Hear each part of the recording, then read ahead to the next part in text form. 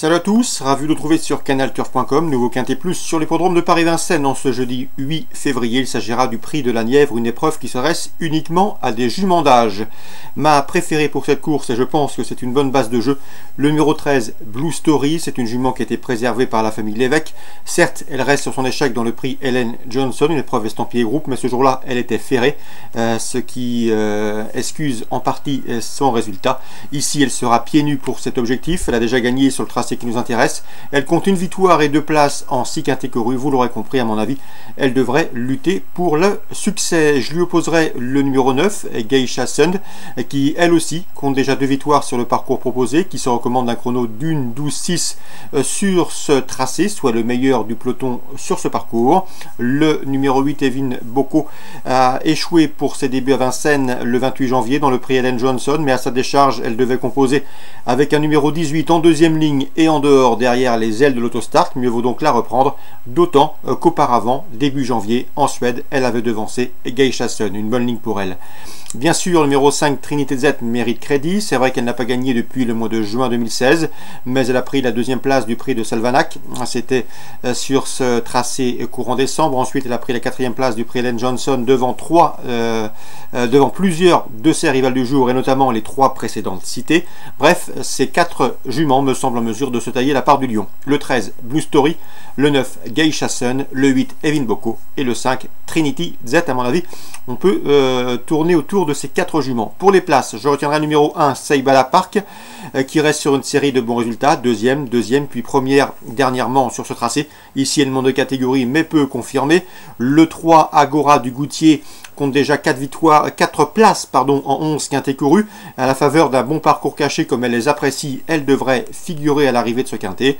Le numéro 14 également, Beauté de Bailly. La régularité ne fait pas partie de ses principales qualités, et pourtant elle fait face ici à un engagement intéressant, l'un de ses meilleurs du meeting. Elle n'affronte que des juments et me semble en mesure de venir corser les rapports, tout comme le numéro 12, Valse Mika. Elle est barrée pour la victoire, certes, mais dans ce lot, elle semble en mesure de tirer son épingle du jeu. Elle qui s'est classée 5e d'un quintet sur ce parcours le 23 décembre. Mais il vaut donc s'en méfier, elle sera pieds nus. Résumé chiffré, 13, 9, 8, 5. Préférence pour le 13 pour des jeux simples et pour des bases de jeu.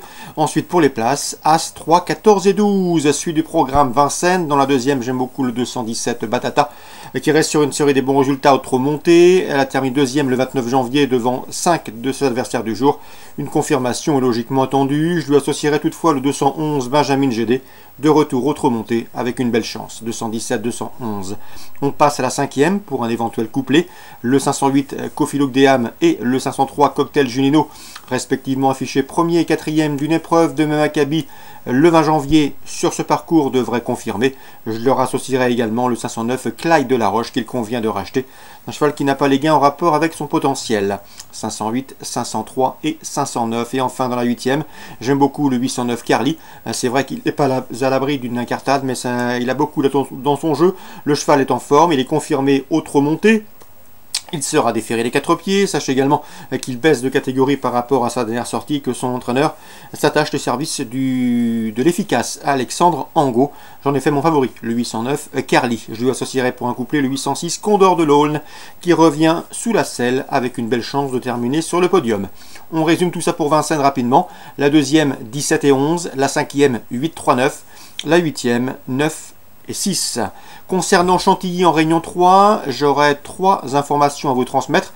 Le 402, tout d'abord, qui me semble en mesure de se mettre en évidence, c'est Méandro. Méandro, un cheval régulier et confirmé à ce niveau, celui des handicaps. Je l'associerai pour d'éventuels couplets. Le 401 Jompi, deuxième d'un quintet courant décembre sur le sable d'Auvillet. Et le 407 Good Deal, le choix est en forme, il vient de s'imposer handicap de même acabit sur ce tracé, mais il a été remonté de 6 livres sur les handicapeurs, raison pour laquelle je le retiendrai seulement en 3e position. 402, 401 et 407. La 5e, le 503 Paname, mérite d'être suivi de près. Elle a effectué de bons débuts. 3e, c'était sur cette piste cantilienne. À mon avis, elle peut ouvrir son palmarès dans ce lot, le 503 Paname. Et je terminerai avec le 812 Evans d'Our, un 4 ans entraîné par Philippe Desmercastel. Le cheval a très bien fini la dernière fois. Il a tendu à l'arrière-garde. Il a fini en pleine piste pour venir s'imposer dans un handicap de même facture. C'était le 15 janvier de surcroît sur ce tracé cantilien. Une confirmation est selon moi possible, malgré une situation sur l'échelle des valeurs revue à la hausse. Donc pour Chantilly, Réunion 3, la 4e, le 2, qu'on associe au 1 et au 7, la 5e, le 3 et la 8e, le 12. Excellente journée à tous, bon jeu, rendez-vous demain pour une nouvelle émission.